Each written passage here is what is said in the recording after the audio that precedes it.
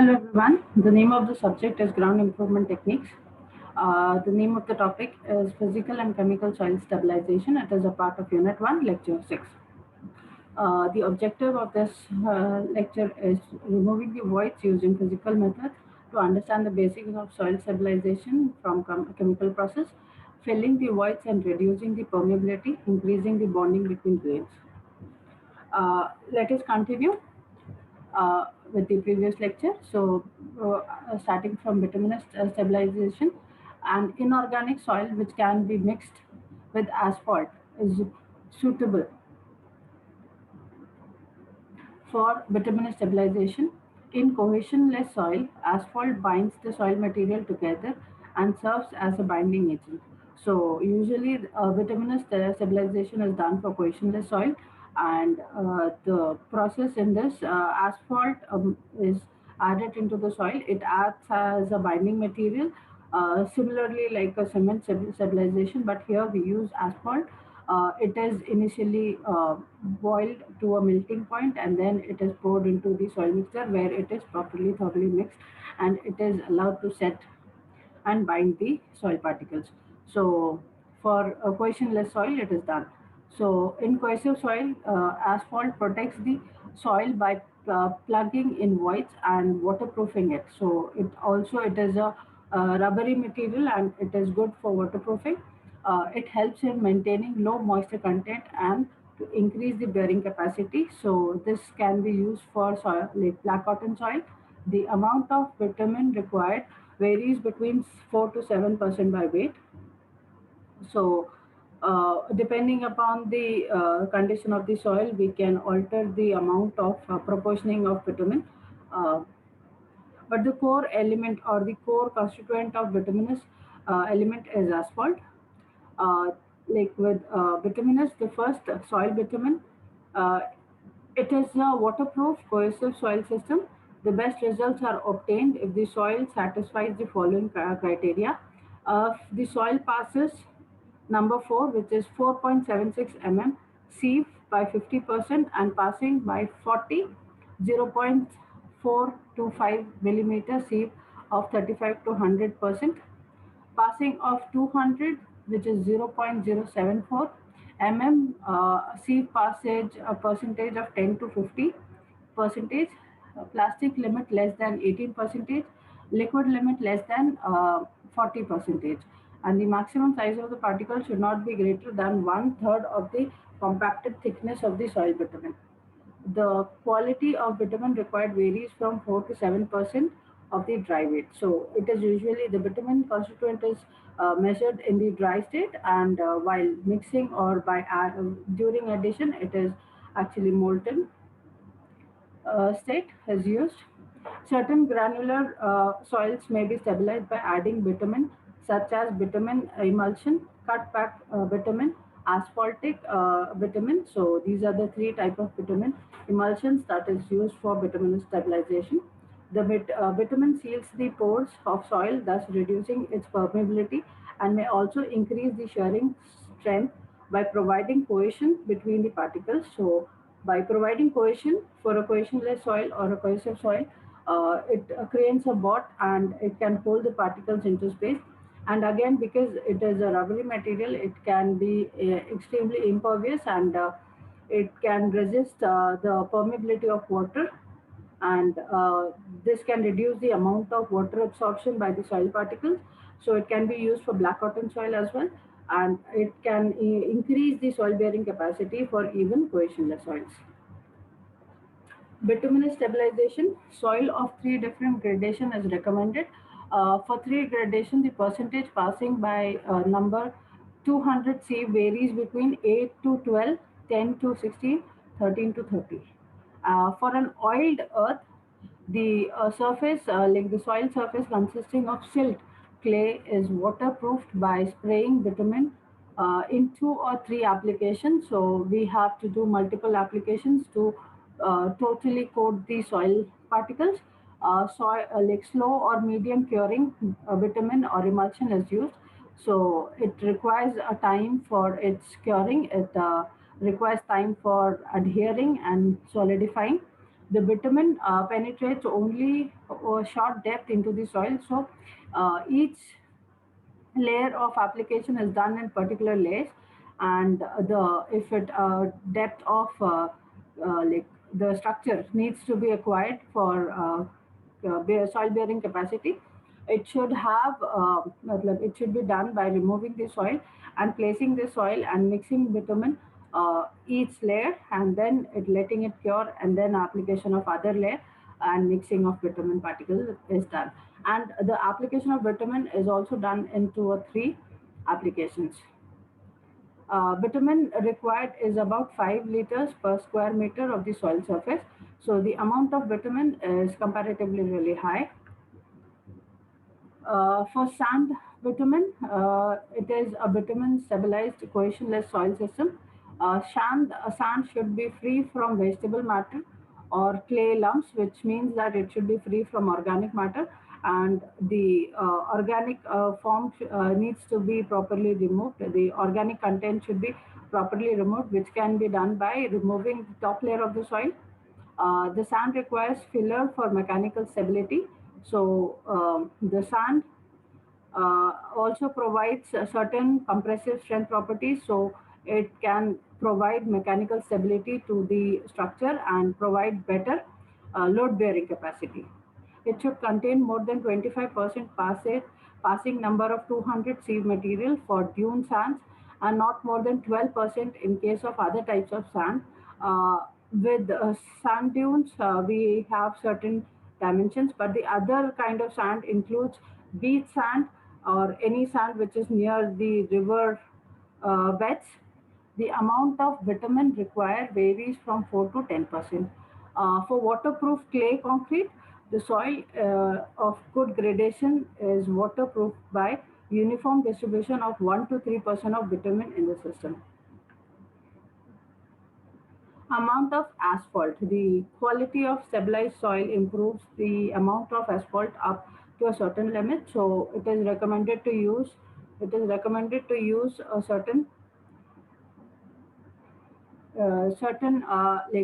quality of asphalt. Excessive asphalt results in highly fluid mixture that cannot be compacted. So the application is done in a way where the work like overflowing of the asphalt or the running away of uh, escaping of the asphalt can be reduced. So it is done in small quantities. The mixing of asphalt is done in multiple applications, like mentioned before. So the mixing, the quality of the product improves more by thorough mixing. So this requires a lot of mixing.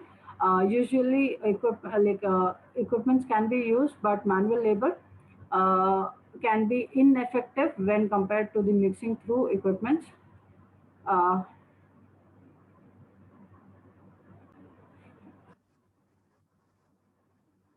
Uh, for compaction, the dry unit weight of bitumen soil depends on the amount and the type of compaction and the volatile content. So, depending upon the compaction and the volatile content, which means the content of asphalt and sand, can determine the dry unit weight of the bitumen soil, and it can be done in labs.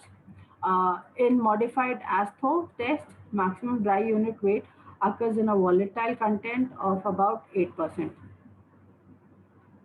Uh, Let us discuss some of the construction methods. The following points should be noted. The opt volatile content of the compaction is greater than that for stability. The requirement for thorough mixing may be even greater, that is for clay soils. It is necessary to aerate the mix between mixing and compaction, and between compaction and application. So it is quite necessary. It's a tedious process. The need for skilled labor is a high necessity, and for clay soils, excessive mixing and proper uniform mixing is required. So the duration for the mixing may be more when compared to other soils. It is necessary to aerate the mix between the mixing and compaction. So the layer should be properly thoroughly mixed, wherein the removal of air should also be taking place, which can be done using compaction, and between compaction and application there should be the repetition of these processes where proper mixing, compaction, and application takes place. For high stability, the layer method of construction is preferred. Each layer is about 5 centimeter thick. When when lower layer is dried up, the subsequent layer is laid. The total thickness for base is between 10 to 20 centimeters. So we can see that each layer has a depth of around 10 to 20 centimeters, which is excessively tedious work because each and every layer needs to be properly applied, mixed, applied, compacted, and allowed to cure.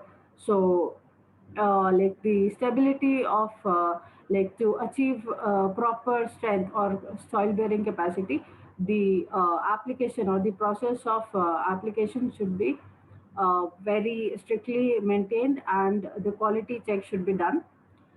In the mix and place method, the bitumen is sprayed in several phases. Each layer is partially mixed before the next pass. This method prevents the saturation of the surface of the subgrade. So it like the because it is an impermeable material, the saturation of the surface to subgrade can be prevented, and the bitumen has to be sprayed in several passes. Each layer is partially mixed before the next pass, so each and every layer needs to be individually properly mixed and applied. The climatic conditions can also influence the amount of bitumen which needs to be applied. So for areas with different climatic conditions may have different requirements or different amount or proportioning of bitumen. Factors affecting bitumen stabilization: type of soil, amount of asphalt, mixing and compaction. For type of soil, it is affected in stabilizing sandy soil having light to no fines. So usually it is preferred to have sandy soil with zero fines, but for certain conditions we can work with little fines as well. Cohesive soil with Cohesive soils with PL less than 20% and LL less than 40% can be stabilized. The plastic clay cannot be properly treated because of mixing problem, and large quantity of asphalt is required. So, uh, for clay soils, the amount of bitumen application can be excessively high, but for other sandy soils, it can be to optimum level. Uh, Fine grained soils having high pH value and dissolved salt do not respond well. So for we have like for a soil which has a high pH level, which is either acidic or basic, can actually dissolve. Usually for basic can dissolve salts and cannot bond have a proper connection, and the binding of bitumen can be weaker when compared to other soils having lower pH value. This is an example of a cohesive soil, which is black cotton soil, as we can see it. Uh, this is the soil, and this is how we recognize the soil. The darker the soil it is, it may have higher amount of organic content. Chemical stabilization: soil are stabilized by adding different chemicals. Its main advantage is that the setting and the curing time can be controlled. The following chemicals can be successfully used: calcium chloride, sodium silicate, polymers, chrome, linen, and other chemicals. So these are some of the chemicals which can be used for conducting chemical stabilization of the soil. Um Chemical stabilization, to understand the uh, main characteristics of chemical stabilization, it lowers the optimum water content, so the amount of water content can be drastically reduced. The causes of decrease in strength of the soil, so we can also correct the soil. Correcting of the soil can also be taken place here, and a smaller amount of correction can be done in the soil, and it can improve in the strength of soil. However, if the compaction soil is put to water inhibition, water picks up the reduced and the strength of the soil increases. So, with compaction of the soil, the water which gets picked up by the soil particles can actually coherently form a moist area for the chemical reaction to take place and proper bonding to settle in. The benefits of stabilization requires the presence of the chemical in the pore fluid. As chemical is leached out, the benefits are lost. So, with chemicals leaching out, similarly with bleeding in concrete, so if excessive bleeding of concrete takes place, the cement paste can flow out, and the aggregates might have less amount of cement which can adhere and cause binding. Similarly, if the chemicals are washed away, the proper bonding in between the chemicals, soil particles, cannot take place properly. Uh, its performance depends on the groundwater movement. So, for certain areas which has a higher groundwater table can be a reason for worry, because certain areas needs uh, precision, and proper examination of the soil condition should be done. The construction methods are similar to those used for lime stabilizations. With chemical stabilization and lime stabilization, certain conditions and test procedures are quite similar, and the conditions which needs to be examined are quite similar. So while doing chemical stabilization, we need to make proper analysis of the soil geography. Its quantity required is about half percent of the weight of soil. So we can see that the quantity which is required for chemical stabilization is almost half of quantity of soil, which is quite high. For sodium chloride, its tendency for attraction of moisture is somewhat lesser than calcium chloride. So it is a water inhibitor. It can actually, the water which gets absorbed in a very limited amount can actually produce higher strength, whereas for calcium chloride the amount of water required for proper bonding might be higher. Calcium chloride, it causes colloidal reaction and alters the characteristics of the soil. So colloidal reactions is a quite important reaction which needs to be properly governed while using chemical stabilization of calcium chloride. It is deliquescent and hygroscopic and reduces the loss of moisture. So, with the application of calcium chloride, the chemical removes most of the water during chemical reaction and the binding process. It reduces the chance of frost heave as the freezing point of the water is lowered. So, the frost and hive, because frost and hive takes place during the changes of moisture level in the soil, so it can be greatly controlled using calcium chloride, because the chemicals used in chemicals like calcium chloride can harvest most of the moisture in the soil for achieving its chemical properties, chemical reactions. Effective as dust calming. Effective for silty and clay soils which lose strength with an increase in water content. So, because using calcium chloride, we can also inhibit the problem with silty and clay soils, wherein the increase of water level can cause the loosening of strength and decreasing of soil bearing capacity. It causes a slight increase in maximum dry unit weight.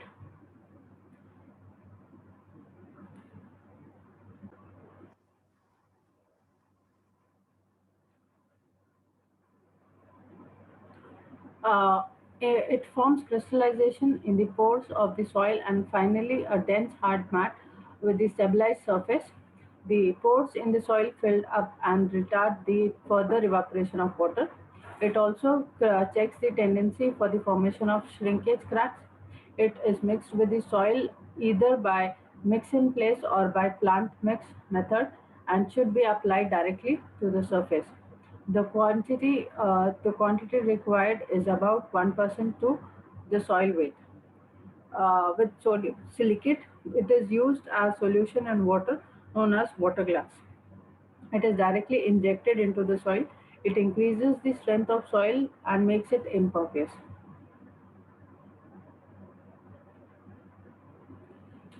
It acts as a dispersing agent. It increases the maximum compaction unit weight of the soil, and the chemical required varies between 0.1 to 0.2% of the weight of the soil.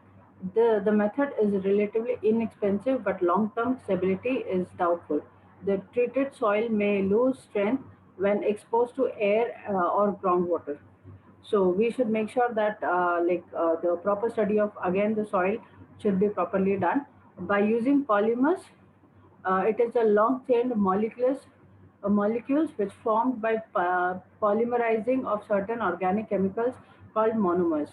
They may be natural or synthetic. Resins are natural polymers, and calcium archlate is synthetic. When added to the soil reaction, it takes place, the chemical reaction takes place. Sometimes catalyst is added with the monomers to the soil. In that case, polymerization occurs along with the reactions. By using chrome linen, linen is obtained as a byproduct during manufacturing of paper. Chrome linen is formed from black liquor or in sulfite paper manufacturing. Sodium bicarbonate or potassium bicarbonate is added to sulfide liquor to form chrome linen. It slowly polymerizes into a brown gel. When added to soil, it slowly reacts to cause binding of particles. The quantity required varies from 5 to 20% by weight. As linen is soluble in water, its stabilizing effect is not permanent. There are other chemicals which can be used for chemical stabilization as well. Some are waterproofers, such as arclite, chloro, silanes, selenites, amides, and quinary ammonium salts, which has been used for soil waterproofing. Coagulating chemicals such as chemical chloride and perchloride has been used to increase the electrical attraction and to form focculated structure in order to improve the permeability of soil. Dispersants such as sodium hexametaphosphate are used to increase the electric repulsion and to cause the dispersion structure. The compacted density of the soil is increased. Phosphoric acid combined with a wetting agent can be used for cohesive soil. It reacts with clay minerals and forms an insoluble aluminum sulfate.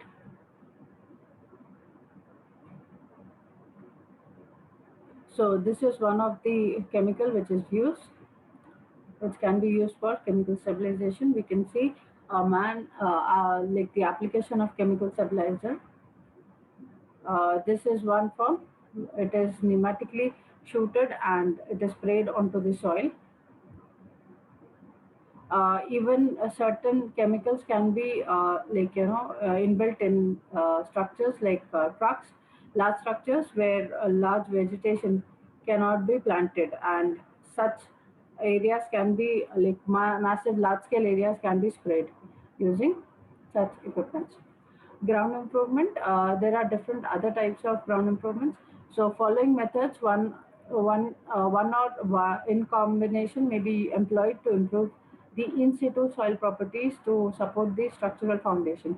So it is deep compaction, soil replacement, preloading, drainage with controlled environment, injection grouting, free soil freezing, using of geotextiles. For dynamic compaction, a deep compaction or dynamic compaction or consolidation, a 10 to 20 ton free falling weight dropped from a certain height of 30-meter or less. Shock waves generated travel to considerable depth, rearranging the soil formation to a denser and more compact state. The greater the depth up to, the greater the depth can go up to 15 meters may be treated using special heavy machines. Low cost, rapid treatment, suitable for large variety of soils, but may harm the adjacent structures installation and utilities, environmental issues like noise pollution. Following controlled tests may be employed to monitor the compaction improvement, SPT, SPL, VST, which is vein shear, and DT, which is density. Soil improvement depth depends on the tamper weight and its height of fall, surface area and its shape, impact, spacing, and grid patterns. So these are the conditions which need to be properly designed to achieving certain amount of compaction to a certain depth. There are vibro compactions and compacting piles. In this method, weak, soft organic soil is removed and the replacement of compacted engineered soil can be done. This is most reliable, economical, and controlled method if the placement of soil is available near the site. But certain areas does not have the proper soil, so the soil needs to be transported from certain other areas, which can actually increase the economic value of the construction.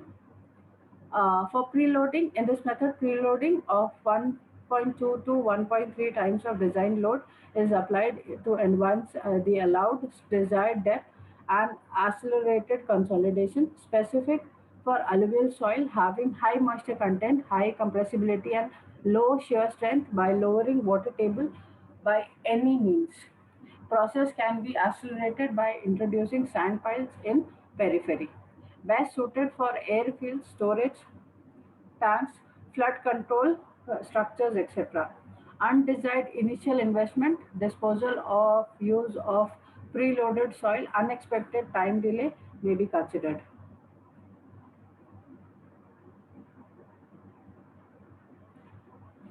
With drainage and GWT, in this method, groundwater condition is are attained by drains and by lowering GWT.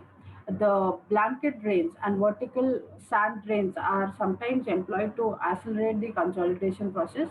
The effects of lowering GWT is to the adjacent structures must be monitored and considered before application applying this method. Uh, Usually, we go for for intensive consolidation. We go for injection grouting. Various fluid grouts are injected in the bore holes and weak soils by special pressure techniques or otherwise. Usually, when we refer to special pressure techniques, we refer to the pneumatic guns or pneumatic injections, which can be employed to inject grout into the soil, weak soils. Application of this technique is mainly by reducing of permeability, reduction of settlement, stiffening of soil, and underpining. So, by grouting process, we can achieve all these process. It can be done from the surface itself. We need not do layer by layer injections. Grout may be cement grout, fly ash grout, clay grout, or chemical grouts. Stabilization by grouting. In this method, stabilizers are introduced by injections into the soil. Grouting is always done under pressure. So, with pneumatic guns, we can understand the pressure of the grouting chemical will be at an extreme high velocity. High viscosity stabilizers are suitable for high permeable soils. More not suitable for clay because it has very low permeability. So it can be done for sandy soils where the permeability of the soil is extremely high. The method is costlier than other direct blending methods. So this method requires heavy equipment. So it is considered as it is comparatively more expensive than other methods of stabilization. Suitable for buried zones of relatively limited extent and pervious stratum below a dam. So it can be done for certain areas where we have a pervious stratum used to improve the soil that cannot be disturbed. So, as we said, it is a surface process. It can be easily done, and it can be done on the surface level. It need not be done in each layers. The application done can be done on the surface level. An area close to an existing building can be stabilized by this method.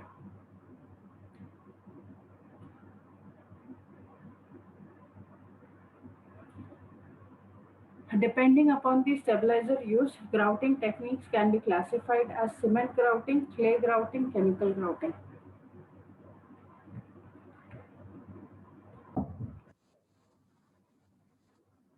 With cement grouting, a cement grout consists of mixture of cement and water. If the hole drilled in the soil is smooth, the water cement ratio is kept low. If the chemicals are also added in the grout to increase its fluidity, the chemicals refers to superplasticizers, very effective for rocks but with fixtures, gravels and coarse sand. For clay grouting, the grout used is composed of very fine grained soil and water, that is bentonite clay. Bentonite clay is readily absorbed by water on its surface. The viscosity, strength, and flow characteristics of the grout can be adjusted according to the site condition. Clay grouting is suitable for stabilizing sandy soils. Some chemicals are also added in the clay grout. Clay cement grout is a mixture of clay, bentonite, and cement. Clay chemical grout is a mixture of clay and sodium silicate. It is effective for medium to fine sand. For chemical stabilization, the grout used consists of solution of sodium silicate and water, which is also known as water glass. This solution contains both free sodium hydroxide and colloidal silicic acid, and an insoluble silica gel is formed. Uh, as the reaction is slow, calcium chloride is added to accelerate the reaction. This method is suitable for medium to fine sands, and the effect of grouting is not permanent. So the needs to be done after a period of time. So for chrome linen grouting, the grout used is made of lignosulfate and hexavalent chromium compounds. So this is combined with an acid lignosulfate as oxide into the gel. So these are some of the examples of chemical grouts which is done. So initially the bore is drilled deep inside the soil, and the pumping of the grouting material is done, and gradual removing of the casing is done. These are some of the pictures which depict the grouting process, and it is done in a grid form. So it is done at a certain distance according to the grid. So compaction can be done into different. We can administer the geographical condition of that area by geotechnical education, geotechnical testings, and certain filling of voids can also be done by grouting process. We need not remove the entire soil, but a small bore hole can be dug using a boring device or a flotation method, and the particular voids can be directly filled. We can see some of these like sections where grouting is done through injections. So this is a form of injection grouting. These are some of the internal structures of the grouting. So we can see the internal below the ground surface grouting of grouting material. So this is one of the example. It can have a bulging effect, or it can have a tree root grouting process. It depends on the uh, the capillary action or the void between it. If there is a particular strong large void space between the ground, the bulging might take place, or if there are certain directions of low pressure, the grouting can take place in a tree root formation. So it can also be done for underpinning and elevating certain settled, uneven settled structures. So grouting can be done so that the grouting material can push the structure to the required height, and the grouting can be stopped. After achieving certain stability, and the voids beneath the surface can be filled by the grouting material. So this is how the injection is done. We can see all the grids at which the injections are done, grouting injections can be done. So this is the picture. This is the structure, like for a house. We can actually plan according to the plan or the footing design. We can particulate that area for grouting and only focus on certain areas where the actual construction is to be taken place.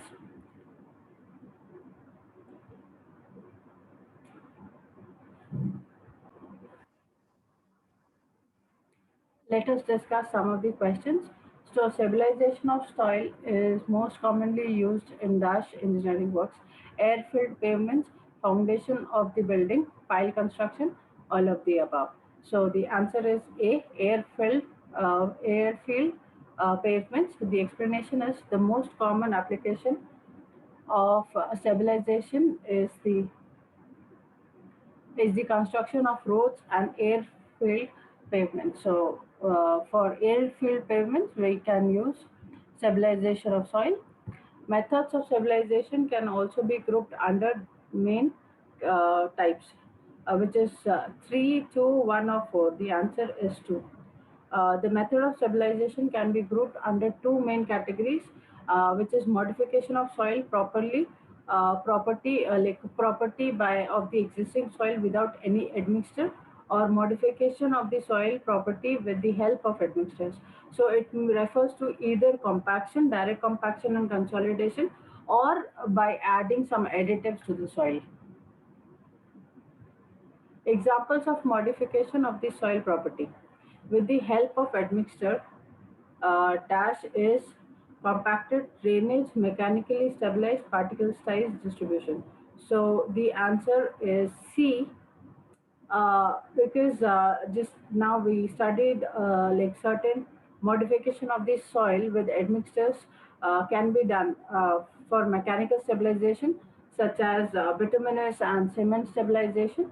So example of modification of soil property with the help of admixture is mechanical stabilization with lime, cement, lime, bitumen, and chemicals, etc. So we have already discussed lime and cement, cement and bitumen stabilization. It is a form of mechanical stabilization. The important factors that govern the engineering behavior of soil are densification, stabilization, tensile strength, particle size distribution. So the answer is D. The particle size distribution and composition are important factors governing the engineering behavior of soil. So we can while doing geographical study of the construction site, it is quite necessary to understand the engineering behavior of the soil, which includes soil bearing capacity, its permeability, its soil grain size, soil distribution, origin, and organic content in the soil. Mechanical stabilization of the soil involves which of the following operation? First, compaction and changing the composite of soil, leveling, none of the mentioned, all of the mentioned. So the answer is A, compaction and changing the composition of soil.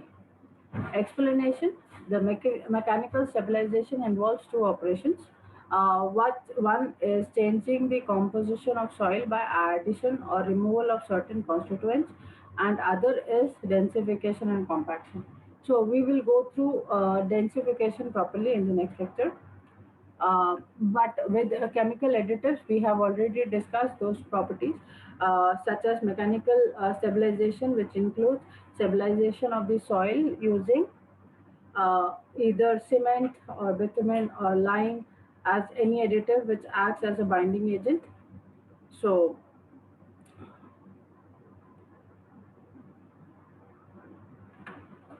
for mechanically stabilized bases, liquid limit should not exceed. First option is 35%, second 25%, third 50%, fourth 10%. And the answer is B, which is 25%. Explanation: for bases, liquid limit should not exceed 25% and plasticity index must not exceed 6. So these are some of the criteria which needs to be properly monitored while performing mechanical stabilization, and like the proportioning of liquid should be kept under the optimum level to prevent honeycombing. The properties of soil under compaction depends upon swelling, placement condition, water content, permeability. The answer is C. Explanation: the property of soil under compaction depends upon the water content, amount of compaction, and the type of compaction. So we understand that compaction and consolidation are different processes. Compaction being an instantaneous process, while as consolidation is a time-taking duration or long process. With um, depends upon the water content. So like it is quite necessary to understand the groundwater level of a certain area, as well as the soil type and its retention property for moisture. The property of soil that are affected by compaction are: first, swelling; second, water absorption; third, permeability; and fourth, all of the mentioned. So the answer is D. Compaction has a great effect on soil properties such as strength and stress strain characteristics, permeability, compression, swelling, and water absorption. So, while conducting compaction, it is quite necessary to understand the soil properties and the permeability, so water absorption, swelling, freezing, and thawing characteristics of the soil. Certain soils may inhibit water absorption and might have much better permeability and can penetrate water easily. So while compaction, it is quite necessary to have proper study of the soil. Soil stabilized with cement is called lime cement, soil cement, cementing soil, none of the mentioned. So the answer is B, soil cement. Soil stabilization with cement, which we use usually Portland cement, it is usually known as soil cement. While doing soil cement, we can also be using Pozzolana Portland cement, that is a mixture of fly ash with the cement, Portland cement. It can also be done, and it actually increases the strength and the density of the soil. uh, it is considered as a much better so like a proportioning of, like it is considered as a much better alternative for discarding waste material, which is fly ash, which can be hazardous to human health, and it can be safely used for cement stabilization, and can be like buried inside the soil and can again exhibit a proper stabilization and increasing the density. The important factors affecting soil cement is admixtures, swelling, water absorption, permeability. So the answer is admixtures. Explanation: the important factors affecting the soil cement are nature of soil, cement content, condition of mixing, compaction and curing, and admixtures.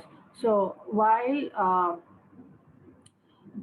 like doing soil cement, we know that the water should be maintained at the optimum level. That is, water cement ratio should be kept at the optimum level. But while doing soil cement ratio, certain moisture is already present in the soil, which can affect with the reactions and can cause certain deformities. These deformities can cause excessive, or like can cause unnecessary bleeding of the cement paste. During rainy seasons, they might, if there is decrease in the amount of moisture content, it can also cause to improper reactions, and proper bonding will not be formed. These are some of the reference books. which can be referred for this subject. Uh, Thank you.